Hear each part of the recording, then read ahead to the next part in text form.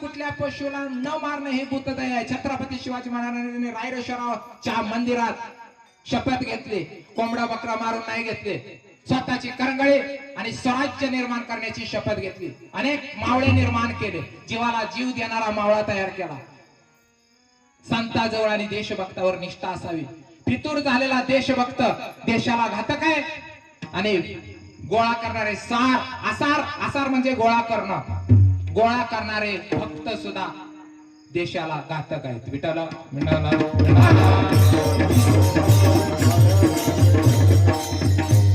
छत्रपती शिवाजी महाराजांचा नजराणा आला ते कीर्तन केल्यामुळे नाही.